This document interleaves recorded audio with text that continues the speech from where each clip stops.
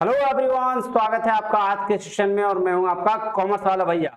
हाँ जी, चलिए करते हैं आज के सेशन की शुरुआत। ठीक है, सेशन की शुरुआत करने से पहले आप सबको पता है कि पीजीटी कॉमर्स और रेवेन्यू इंस्पेक्टर झारखंड का जो है उसका सिलेबस एक है, एकदम बिल्कुल सही। और पीजीटी कॉमर्स का एग्जाम डेट भी आ चुका है, तो वो आपको पता चल चुका है। आप एडमिट कार्ड भी हमको लगता है डाउनलोड कर ही लिए होंगे, है ना।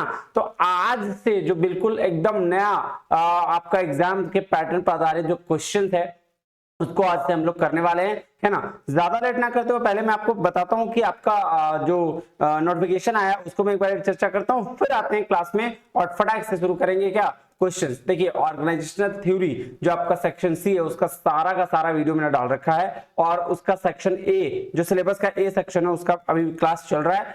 जितना क्लास पॉसिबल हो सकता है मैं करा देता हूं, ठीक है। एक दो वीडियो ऐसा भी लेके आऊंगा जो पूरा का पूरा रिवीजन टाइप का हो जाएगा, तो आपके लिए वो बेनिफिट होगा। किसके लिए? पीजीटी कॉमर्स के लिए, क्योंकि उसका 18 से एग्जाम है, ठीक है। और जिसका 5 को है 18, उसके लिए तो थोड़ा और बेनिफिट हो जाएगा। प्लस जो रेवेन्यू इंस्पेक्टर है उसके लिए क्लासेस भी चलेंगे और साथ साथ में आपका ये क्वेश्चन सीरीज भी चलेगा, ठीक है। तो चलिए ज्यादा देर ना करते हुए चलते हैं काम क्लास में। देखिए, ये जो आपका आप देख रहे हैं ये आपका क्या है?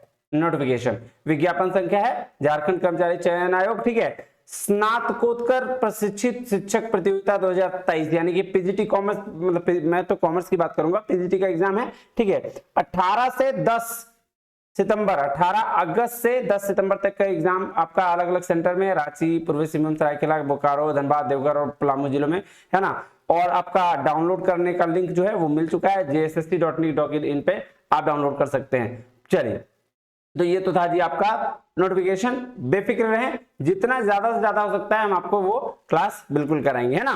तो चलिए आइए, अभी तक अगर आपने टेलीग्राम चैनल नहीं ज्वाइन किया है तो इसको ज्वाइन कर लीजिए, कॉमर्स वाला भैया बाय NWB, है ना। इसको आप ज्वाइन करने के बाद आपको ये पीडीएफ जो है वहीं पे आपको मिल जाएगा। ये पीडीएफ को देखकर मैं एक बार बता दूंगा, एक बार दूसरा बार क्या करिएगा आप रिवीजन खुद से कर लीजिएगा, तो फिर बात बन जाएगी अपनी, है ना। चलिए, एक चीज और मैं इंफॉर्मेशन दे रहा हूं आपको, क्या कि जैसे बहुत सारे लेक्चर्स तुम्हारे इसमें मैं करा ही रहा हूं, लेकिन अगर आपको और भी लेक्चर्स चाहिए जो कॉमर्स से रिलेटेड है तो नेट वाला भैया मेरा ही चैनल है, मैं ही वहां पढ़ाता हूं, बस वो यूजीसी नेट कैटेगरी का है कॉमर्स के लिए। तो वहां पे भी आप बहुत सारा वीडियोस आपको मिल जाएगा, वहां से भी आप बहुत सारा चीज कंप्लीट कर सकते हैं। जैसे टाइम कम है और पढ़ाना ज्यादा है, तो मुझे क्या करना, जितना मैं ज्यादा यहां पढ़ा दे रहा हूं, लेकिन इसके बाद अगर कोई चीज बचता है तो आप वहां से भी जाके कंप्लीट कर सकते हैं। बहुत सारे वीडियोस अकाउंट्स के वहां भी अवेलेबल है। चलिए, तो आप शुरू करते हैं एमसीक्यू ऑन बिजनेस मैनेजमेंट। आइए, आपके स्क्रीन के ऊपर पहला क्वेश्चन ये रहा, पढ़िए क्वेश्चन क्या कहता है। क्वेश्चन कह रहा है, how are the principle of management form. Principle of management form कैसे किया जाता है? एक बात बताइए, जब भी कोई थ्योरी बनती है, ठीक है ना, तो कोई भी इंसान कुछ बोलता है, जैसे बड़े बड़े लोग जो बोल के गए हैं ना, अब आइंस्टाइन, ठीक है, या बहुत सारे लोग जो मैनेजमेंट की थ्योरी दी है, चलो एफडब्ल्यू टेलर की बात कर रहा हूं, तो टेलर ने जो कहा होगा वो तो अपना एक्सपीरियंस के बेस पर कहा होगा कि जो भी चीज उसके साथ घटी वो उसने बताया। अब जैसे कोई अपनी स्टोरी बताता है तो क्यों बताता है? क्योंकि उसने उसको एक्सपीरियंस किया, है ना। तो यहां बताइए, कह रहा है प्रिंसिपल ऑफ मैनेजमेंट का फॉर्मेशन कैसे हुआ था, कैसे होता है, तो इसका आंसर क्या हो जाएगा? क्या लेबोरेटरी में होता है? या नहीं सर, ये क्या डॉक्टर वाली बात थोड़ी है, बिल्कुल नहीं होगा। बाय एक्सपीरियंस ऑफ मैनेजमेंट, ये सही हो सकता है, क्योंकि मैनेजमेंट का जो एक्सपीरियंस है उसके साथ हुआ था किसी भी पर्टिकुलर इंसान के साथ, तो उसी की वजह से मैनेजमेंट का क्या प्रिंसिपल फॉर्म किया जाता है। जैसे फेयल के 14 प्रिंसिपल्स हैं, अब फेयल ने अगर वो काम करा ही नहीं होता तो फिर ये प्रिंसिपल्स आते कहां से? समझ में आ रही बात जी। तो इसीलिए क्वेश्चन ध्यान से रखिएगा, आंसर खुद निकल के बोलेगा भैया यही है आंसर, यही आंसर, है ना। तो आंसर इज बी। चलिए, ज्यादा लेट ना करते हुए आंसर बी। नेक्स्ट क्वेश्चन आपके स्क्रीन के ऊपर ये रहा, क्या है? Which of the following statement best describe the principle of division of work. अब बताइए, principle of division of work कौन सा चीज है जो आपको बताता है? ऑप्शन नंबर 1 कह रहा work should be divided into small task. क्या ऐसा है क्या? काम को अगर छोटे छोटे भाग में डाल देंगे तो डिवीजन ऑफ वर्क नहीं है। डिवीजन ऑफ वर्क का मतलब क्या होता है आगे देखते हैं। कह रहा लेबर शुड बी डिवाइडेड, ऐसा है क्या? लेबर को डिवाइड कर देना चाहिए? नहीं, बिल्कुल ये भी नहीं था इसका मतलब। सर आप मैनेजमेंट में पढ़ाएं, ऐसा कुछ नहीं है। Resource should be divided among jobs, नहीं, रिसोर्सेज को भी जॉब में डिवाइड करना काम नहीं है। कह रहा है इट लीड्स टू स्पेशलाइजेशन। हाँ ये बिल्कुल सही बात है। क्यों? क्योंकि डिवीजन ऑफ वर्क का मतलब है कि अगर आप काम का बंटवारा कर देंगे तो काम का बंटवारा करने की वजह से किसी हर इंसान में अपना अपना स्पेशलाइजेशन आएगा, वो उस चीज में एक्सपर्टीज बन जाएगा। फॉर एग्जांपल मैंने कपड़े का मिल का एग्जांपल दिया था कि मान लो एक टी शर्ट, और टी शर्ट को बनाने के लिए कोई काटता है कपड़ा, कोई बटन सिलता है, कोई टेलरिंग का काम करता है, तो हर बंदा अगर वही काम करता रह जाएगा तो उस चीज का क्या बन जाएगा? एक्सपर्टीज बन जाएगा, यानी कि उस चीज में वो स्पेशलाइजेशन हासिल कर लेगा। तो आंसर इज डी। ये नहीं, ये नहीं, ये नहीं, आंसर इज डी। चलिए नेक्स्ट चलें जी सर। आइए क्वेश्चन नंबर 3 में चलते हैं। कह रहा which one of the following of the principle of management given by Taylor. अब बताइए टेलर ने, एफ.डब्ल्यू. टेलर ने कि कौन सा प्रिंसिपल दिया? क्या science not rule of thumb? Sir ये नहीं दिया है। फंक्शनल फोरमैनशिप की बात करिए कि 8 आदमी होंगे और 8 आदमी सिर्फ एक वर्कर्स को काम देंगे। ये मैंने ऑलरेडी लेक्चर्स में पढ़ा रखा है, आपने नहीं देखा तो जाइए लेक्चर देखिए, इसी में आपको मिल जाएगा। चलिए उसके बाद क्या है? Functional foremanship. उसके बाद वाला क्वेश्चन देख लीजिए, कह रहा है management should find one best way to perform a task. कोई भी टास्क को परफॉर्म करने के लिए मैनेजमेंट को फाइंड करना चाहिए एक ही बेस्ट वे। कह रहा है which technique of scientific management is defined in this sentence. तो अब ये जो पर्टिकुलर बात कही है ये किसने कही? सबसे पहले बताओ साइंटिफिक मैनेजमेंट किसने कही है? एफ.डब्ल्यू. टेलर ने। और एफ.डब्ल्यू. टेलर के फंक्शंस में जो था वो एक टाइम स्टडी था, फटीग स्टडी था, मोशन स्टडी था और मेथड स्टडी था।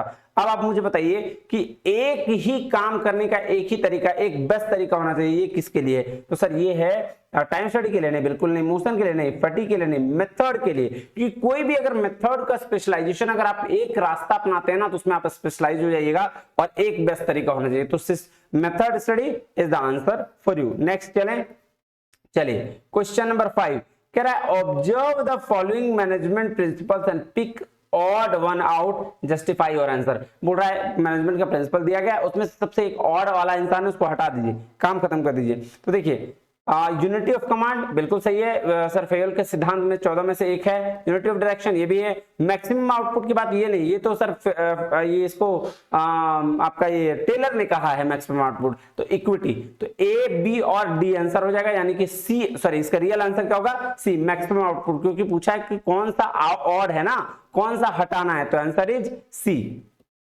चलिए क्वेश्चन नंबर 6 पे आते हैं। क्वेश्चन नंबर 6 क्या कह रहा है, आइए देखते हैं। कह रहा है which scholar definition on management is, management is the art of getting things done through and with the people in the formally organised group. अब बताइए किसका आंसर है, बताइए, है ना। इसको हैरोल्ड कुंज और डेनाल का ये डेफिनेशन है और उसी ने ये कहा है कि मैनेजमेंट क्या है? आर्ट है कि जैसा पीपल काम करते हैं और उसके साथ फॉर्मली ऑर्गेनाइज्ड ग्रुप्स भी होते हैं। तो ये बात question number 6 answer is Harold Koontz Donnell. कह रहा who is known as the father of scientific management. कौन है फादर ऑफ साइंटिफिक मैनेजमेंट? भाई आपको याद होगा एफ.डब्ल्यू. टेलर है फादर ऑफ साइंटिफिक मैनेजमेंट। और फादर ऑफ आपका एडमिनिस्ट्रेटिव मैनेजमेंट की बात करें तो सर उसके लिए आपके हेनरी फयोल आ जाएंगे। चलिए नेक्स्ट चलें, एफ.डब्ल्यू. टेलर खत्म। अब आ जाइए, कह रहा है Henri Fayol is well known. Henri Fayol क्या थे? वेल बताइए तो, हेनरी फयोल क्या थे? As a father of scientific management? नहीं सर बिल्कुल नहीं, ये तो आपके कौन थे? सर टेलर थे। For formulating general principles of management, हाँ जनरल प्रिंसिपल ऑफ मैनेजमेंट इन्होंने दिया था, जिसको हम लोग 14 प्रिंसिपल्स के नाम से भी जानते हैं, है ना, 14 प्रिंसिपल ऑफ मैनेजमेंट। तो that is B answer. Promoting trade unionism, नहीं सर इसके लिए ये नहीं थे, नन ऑफ दिस, तो ये भी नहीं है, वो आपका बी आंसर हो जाएगा। क्या होगा? बी। चलिए क्वेश्चन नंबर 9 चले। क्वेश्चन नंबर 9 कह रहा है unity of command implies. Unity of command किसके लिए भाई? देखिए कह रहा subordinate should receive order from all the superior. Sir ये तो अगर पूरा सुपीरियर से ऑर्डर एक साथ लाएगा तो खिचड़ी नहीं बन जाएगा। मान लो एक ऑर्गेनाइजेशन में एक एम्प्लॉय है और 8 उसके सुपीरियर है और 8 सुपीरियर से अगर वो ऑर्डर लेके आएगा तो उसके दिमाग में खिचड़ी बन जाएगी। इसलिए सबऑर्डिनेट को एक ही से मिलना चाहिए, यही कहता है यूनिटी ऑफ कमांड। आइए कह रहा है individual must sacrifice in the largest interest, नहीं ये भी नहीं। Be accountable to one and only one superior, ये आंसर है कि एक सुपीरियर का एक ही सबऑर्डिनेट होना चाहिए, तब अच्छा रहेगा। जैसे आप ही को कोई अगर काम देगा, आपका सुपीरियर जॉब होने जा रहा है, आपका 5 लोग मिलकर आपको बोलेंगे ये काम कर लो, ये काम कर लो, आप तो कंफ्यूज होगा, करेगा इसका भाई सब सुपीरियर है। लेकिन अगर एक आदमी रहेगा तो आप उसका काम आराम से कर लोगे। तो आंसर इज सी। चलिए question number 10, authority refers to. अब authority refers getting work done, sir ये काम तो है बट ऑथेंटिक ये नहीं है, कह रहा right to get work done. हाँ ये बात है कि जो भी काम हो रहा है वो सही तरीके से हो, ये काम किसका है, ऑथोरिटी का है। चलिए आंसर इज बी। अब क्वेश्चन नंबर 11 पे चलते हैं, कह रहा है whose definition on authority is, किसका डेफिनेशन ऑथोरिटी में है, कह रहा है authority is the right to give orders and power to exact obedience, किसका है बताओ, तो इसका आंसर कोई बता सकता है मुझे, बताओ। तो सर ये फेयोल का ही सिद्धांत है ना कि ये ऑर्डर्स देने वाला था ना, एक प्रिंसिपल 14 प्रिंसिपल्स में से एक था ऑर्डर, वो उसी की बात कर रहा है, तो फेयोल के सिद्धांत की बात कर रहा है। चलिए कह रहा है the form of organisation known for giving rise to rumours is called. अब बताओ किस ऑर्गेनाइजेशन में, मैंने बताया था ऑर्गेनाइजेशन की जब पढ़ाया था फॉर्मल इनफॉर्मल था, तो वहां एक बात मैंने बताया था कि जो ऑर्गेनाइजेशन, ठीक है, व्हाट्सएप यूनिवर्सिटी के होते हैं, व्हाट्सएप यूनिवर्सिटी मतलब जो फॉर्मली नहीं इनफॉर्मल बनते हैं, है ना, दोस्त यार में ऐसे हंसी मजाक वाला ग्रुप जो बन गया उसको बोला जाता है इनफॉर्मल। और ह्यूमर की बात कर रहा है तो सॉरी रूमर्स की बात कर रहा है तो रूमर कहां, अफवाह कहां उड़ाए जाते हैं सर, इनफॉर्मल ऑर्गेनाइजेशन में। Answer is D. क्या सेंट्रलाइज्ड है, फंक्शनल है? नहीं सर, फंक्शनल और सेंट्रलाइज्ड का मतलब होता है एक डिसीजन मेकर और सारे उसके फॉलोअर, और डिसेंट्रलाइज मतलब बहुत सारे डिसीजन मेकर एक उसका और बहुत सारे फॉलोअर, ऐसा वाला बात होता है ना। फंक्शनल मतलब जो काम के बेसिस पर डिवाइडेड होता है, तो आंसर इसका क्या हो गया, इनफॉर्मल। चलिए नेक्स्ट चल रहा है, कह रहा line organisation is also called. अच्छा लाइन ऑर्गेनाइजेशन को मैंने जब पढ़ाया था तो उस समय आपको बताया था कि इसको क्या बोलते हैं, इसको मिलिट्री ऑर्गेनाइजेशन भी कहते हैं। क्यों? क्योंकि लाइन का काम होता है सुपीरियर का ऑर्डर सिर्फ फॉलो करना, है ना, बस, और कोई काम नहीं है। फंक्शनल नहीं होगा, फंक्शनल काम के बेस पे होता है। लाइन एंड स्टाफ का मतलब होता है, लाइन और स्टाफ का मतलब है स्टाफ सिर्फ आपको एक्सपर्टीज वाला मिल जाएगा, एक्सपर्टीज पर्सन आपको क्या करेगा, गाइड करेगा, सारा रिस्पॉन्सिबिलिटी लाइन करेगा। लाइन मतलब ऊपर से नीचे लोगों को फॉलो करना। प्रोजेक्ट ऑर्गेनाइजेशन ऐसी ऑर्गेनाइजेशन होती है जैसे प्रोजेक्ट बना, प्रोजेक्ट खत्म हुआ, काम खत्म। जैसे एक बहुत सारी ऑर्गेनाइजेशन होती है ना, रोड वोड अगर वाला बनाने वाली, तो वो क्या करती है, रोड बन के खत्म, उसका काम खत्म, तो वैसी ऑर्गेनाइजेशन को प्रोजेक्ट ऑर्गेनाइजेशन कहते हैं। तो आंसर इज मिलिट्री ऑर्गेनाइजेशन। कह रहा है which leadership theory suggest the leaders are born not made. यहां ध्यान दो, कह रहा लीडर्स आर बोर्न, लीडर जन्म से होते हैं, उसको बनाए नहीं जाते, ठीक है। इसको बोला है ग्रेट मैन थ्योरी ने। जब मैंने आपको पढ़ाया था ग्रेट मैन थ्योरी तो वहां बोला था कि ये इसका सोच है। लेकिन अगर यही बात बोल दिया leaders are not born only made, या leaders are made not born, ठीक है, तो ऐसा बोल दिया तो इसका जस्ट अपोजिट कर दिया, तो इसको लिखना सिचुएशनल थ्योरी, क्योंकि यहां पे सिचुएशन के अनुसार बनाया जा सकता है। चलिए उसके बाद है which among the following is not the 5 type of needs of proposed by Maslow। Maslow की नीड हायरार्की थ्योरी थी, आपको पता है उसमें था सब फिजियोलॉजिकल नीड्स, ठीक है, social needs, steam needs, safety needs. तो सर ये फिजियोलॉजिकल नहीं है, ये साइकोलॉजिकल है, और साइकोलॉजिकल नीड्स इसमें नहीं था, इसमें था फिजियोलॉजिकल नीड्स, याद कर लेना, है ना।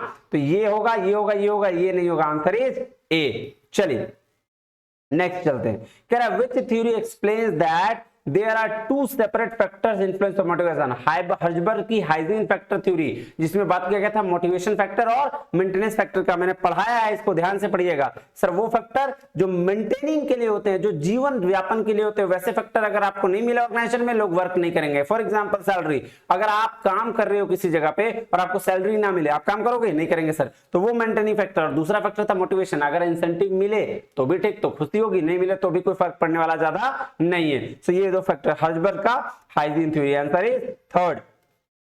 चलिए ग्रेप पॉइंट किसको बोलते हैं सर? ग्रेप पॉइंट इनफॉर्मल कम्युनिकेशन का ही एक पार्ट है, इसको इनफॉर्मल कम्युनिकेशन बोलते हैं। जैसे मैनेजमेंट का जो इनफॉर्मल ऑर्गेनाइजेशन है ना, वहां पे जो कम्युनिकेशन होती है उसको बोलते हैं इनफॉर्मल कम्युनिकेशन। अब इनफॉर्मल मैनेजमेंट क्या होता है सर, ये इनफॉर्मल ऑर्गेनाइजेशन क्या होता है ये मत पूछिएगा, क्योंकि ऑलरेडी बता चुका हूं मैं। वैसी ऑर्गेनाइजेशन जो व्हाट्सएप वगैरह पे मतलब फॉर्मली नहीं, नाना दोस्त यार वाला बातचीत वाला ऑर्गेनाइजेशन जो बनता है वो, है ना, उसको इनफॉर्मल ऑर्गेनाइजेशन बोलते हैं। चलिए अब है the line of authority from the chief executive to the lowest level of organisation is called. अब देखिए इसको क्या बोलते हैं, ध्यान समझिएगा, इसके अंतर बहुत लोग क्या करेंगे, फटाक से मार देंगे इसमें यूनिटी ऑफ कमांड, लेकिन नहीं होगा सर। कह रहा लाइन ऑफ अथॉरिटी जो चीफ एग्जीक्यूटिव से लोवेस्ट लेवल ऑफ ऑर्गेनाइजेशन क्या हो जाता है, इसको कहा जाता है स्केलर चेन। और यही है 14 प्रिंसिपल ऑफ मैनेजमेंट में से एक प्रिंसिपल। चलिए उसके बाद चलें 90 नंबर, कह रहा है is the decision making body of an organisation. कौन होता है, क्या डिसेंट्रलाइजेशन? नहीं सर। एडमिनिस्ट्रेशन? बिल्कुल सही, यही होती है डिसीजन मेकिंग बॉडी। फिर फंक्शनल ऑर्गेनाइजेशन? नहीं सर। लीडरशिप? नहीं, बिल्कुल नहीं। तो आंसर इज बी। चलिए question number 20, purpose of time study. अब देखिए टाइम स्टडी का क्या पर्पस है, क्यों अध्ययन किया गया है, और ये टाइम स्टडी कहां बताओ सर, ये तो हम पढ़ाए थे इसमें एफ.डब्ल्यू. टेलर के सिद्धांत में, उसमें 4 तरीका था, time study, fatigue study, emotional study, है ना, ये इसमें था। और इसका पर्पस क्या sir, to remove wastage of time? नहीं, वेस्टेज ऑफ टाइम के लिए नहीं था। To give timely assistance? नहीं सर, ये भी नहीं था। कह रहा to determine fair day's work? हाँ ये बिल्कुल सही है। क्यों? क्योंकि वहां पे ही डिसाइड को करना था ना कि भाई कितना दिन काम करना है, कितना दिन नहीं करना। यही बात तो उन्होंने कही थी कि टाइम स्टडी पे अगर फोकस किया जाए, दिया जाए कि भैया इतना दिन काम करेगा, इतना नहीं, तो फिर वर्कर्स अच्छे से काम करने लगते हैं। तो आंसर इज सी। ठीक है, लीजिए जी, तो ये था आपका क्वेश्चंस, है ना। मिलते हैं अगले वीडियो में नई क्लास में नई चीज के साथ। ठीक है, चलिए आप लोग उम्मीद करते हैं आप लोग का एग्जाम अच्छा जाएगा, कंटिन्यू बने रहेंगे आपके साथ। तब तक के लिए बहुत बहुत धन्यवाद, थैंक यू वेरी मच, जय हिंद।